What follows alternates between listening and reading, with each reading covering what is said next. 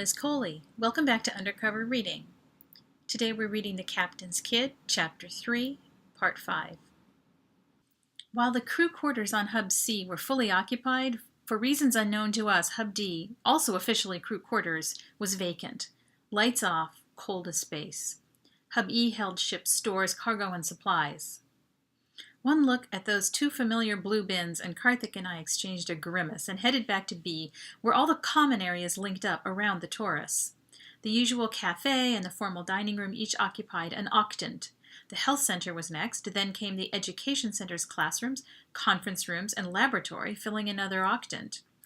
The corridor curved onto the recreation center, a huge area taking up another 3 octants, including the gym to keep everyone fit in 80% gravity.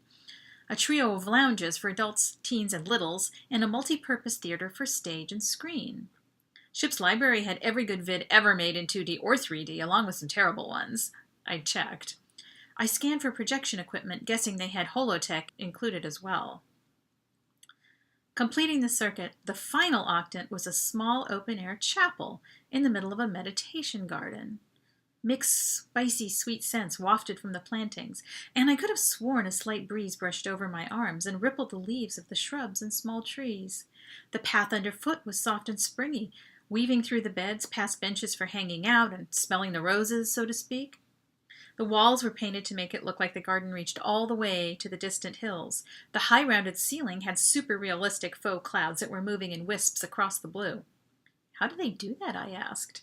Karthik shrugged. This is a major improvement over my last ship. Your father has done an excellent job with it. I jumped aside as a weed bot rolled past. It extended a long probe and zapped at a weed at the base of its stem. The felled plant keeled over, and the weed bot rolled on to seek another target. I could have used one of those to help with my chores on Luna. Very cool, but why are there weeds on a starship? Karthik chuckled. My mother complains about the same thing. Since these beds were started with Earth-native plants, they brought along stray weeds and seeds in the soil. In a few months, they will all have germinated, and the bot's recognition program will eliminate them. Then Mother will reprogram the bots for a different job. How can they tell? I always have to ask Aunt Manda what's a real sprout and what's an invader. Mother has the horticulturalist program the characteristics of the wanted plants. The bots remove anything that fails to match, or that matches a known weed profile. I watched the busy bot dispatch another weed. Did it feel a sense of accomplishment? It trundled off down the path toward the chapel. A familiar shape emerged, Dad, hunched with his hands clasped behind his back. He studied the plants at his feet and moved with slow steps. From where I stood, his face was somber. Had he and Mom taken walks together in the ship's garden? Oh, dang, double dang. There it was again. Every single day at some unexpected time, some trail of thought led right back to Mom. Every single day. I couldn't try not to think of her because, of course, that was thinking of her. I didn't dwell on her loss. I didn't wallow in grief. And in fact, I hadn't cried for over a year now. A year and 2 months. But every single day, without fail, a word or an image would lead to a random thought that spun itself out like a string until it lassoed the Mom section of my brain. It was so expected by now that it didn't exactly hurt. It just poked. When I was little, I wondered if Mom's spirit hovered around, watching me and waiting for a chink in my defenses to pop in and give me a quick reminder. But no, I used to tell myself, that's impossible. She was only lost, misplaced, unaccounted for, missing in action, mislaid, not gone, not. Then I grew up and got over the fairy tale. Lovely evening for a stroll, Dad said. His voice was light and his eyes relaxed. So he hadn't been wallowing either. Good. Evening, Captain, sir, Karthik said. Brilliant effects. Dad smiled. His eyes reflected the green all around us, which always had the effect of taking years off his face. I'm particularly proud of the clouds, he said. That's what I always missed most on Luna, you know. Clouds. And sunrise. And sunset. That's 3 things, Dad, I reminded him. He shook his head knowingly. All clouds. White, pink, red, orange, purple. I love 'em. Around us, I noticed the ceiling clouds had taken on a pink tinge, and the sky was darkening. The wind I thought I'd only imagined was teasing them into strands. Clever programming. Dad stood with his hands on his waist, staring at the ceiling as if it really were the sky. Then he shook himself and set his mouth into a firmer line.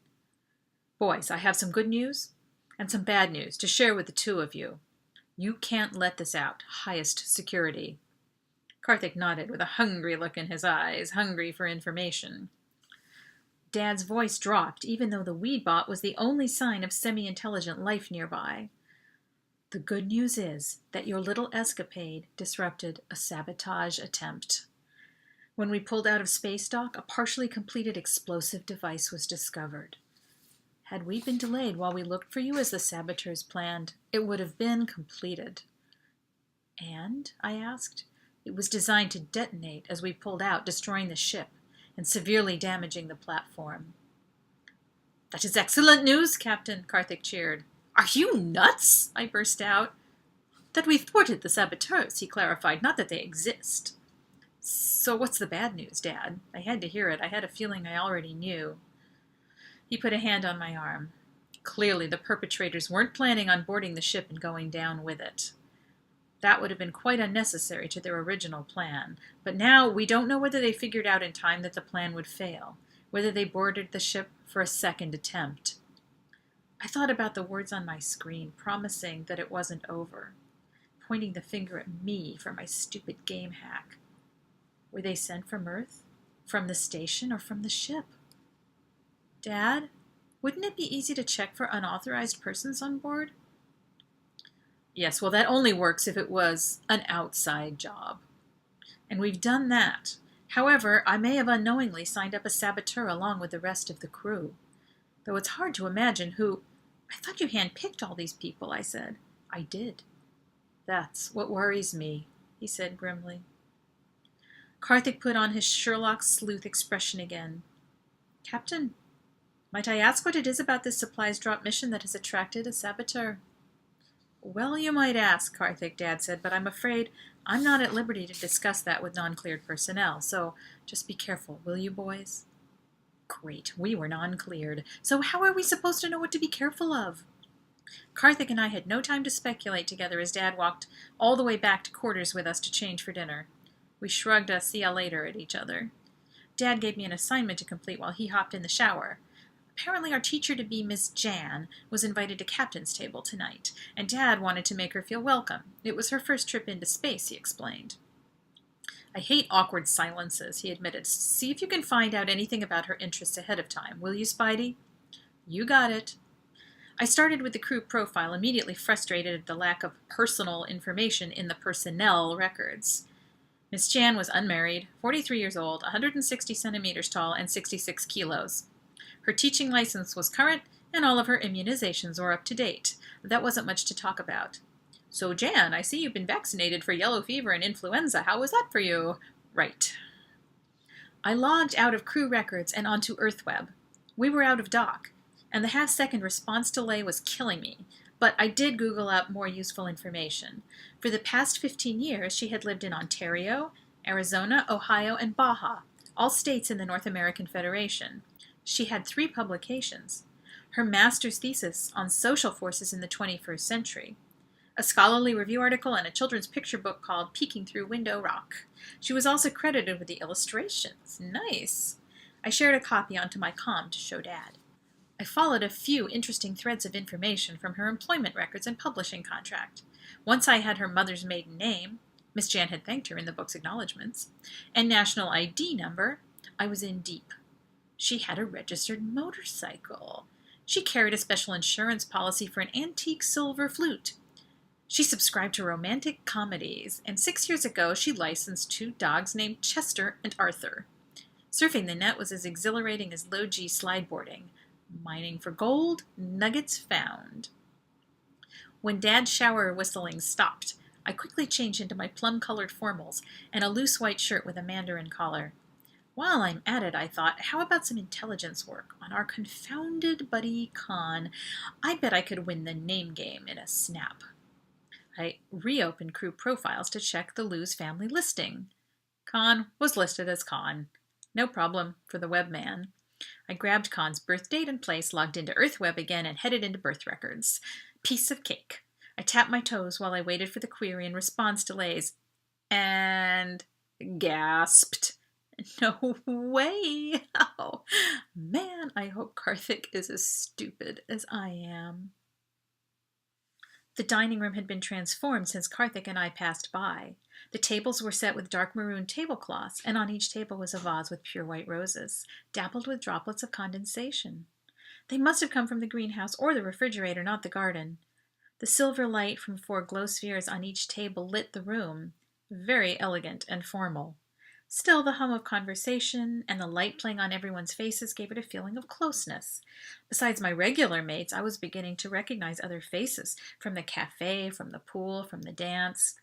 Unfortunately, I didn't recognize anyone at our table except Miss Jan from her profile photo, which hadn't prepared me for the halo of frizzy red hair that sprang out in every direction.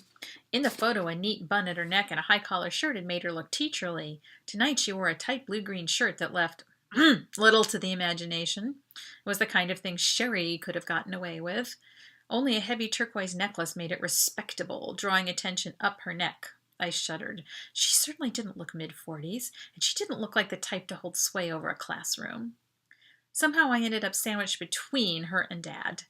After a moment of silence, Dad reached for the bread rolls and sent them around the table. I took a bite of salad. "So, Jan, tell me about your paintings," Dad said as an opener. "Do you think you'd be interested in developing a watercolor class for adults?" Well done, Dad, I thought. Smooth and natural. She leaned across me to answer, and I caught a whiff of her spicy perfume. The shock paralyzed me. All the blood drained to my feet, and for just a second everything went black. Whatever she said next was lost in the swirl of confusion. Don't pass out, but don't breathe. That scent. I hadn't smelled it in 4 years.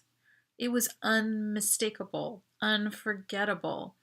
Because how could you forget the smell of comfort when you scraped your knees?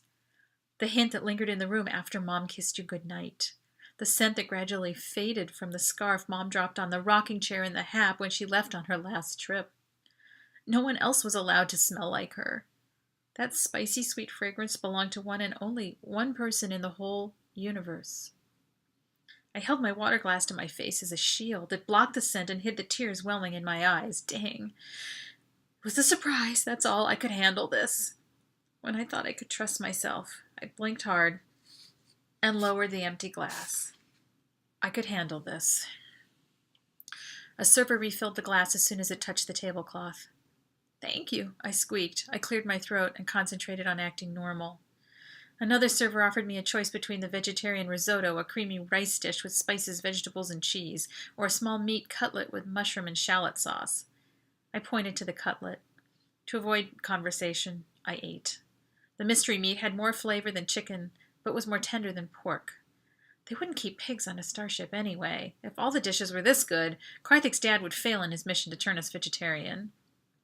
Dad kept the conversation flowing. To my relief, I wasn't expected to contribute. Then he lost his smoothness. "You know, I used to race motorcycles back in college," he said out of the blue. Miss Jan gave him a funny look, like, where had that come from? They were just talking about music. Oh, dang, now we needed a rescue. "How come I didn't know that, Dad?" I asked. And then I launched into a riff about how impossible that would be on Luna, which got Miss Jan quizzing me about growing up in such a specialized environment. Mom's scent clouded around me the whole time. The end of my ordeal was in sight when dessert finally appeared, a grasshopper gâteau, a minty green cake smothered under chocolate sauce and peppermint whipped cream. No grasshoppers. When Dad offered me his slice, I accepted, remembering one of Mom's favorite sayings. When the heart is sad, fill the stomach. But even after a second piece of cake, a terrible heaviness hung around the left side of my chest. That's the end of that chapter. Please join us for the next episode, and don't forget to subscribe so you'll be notified.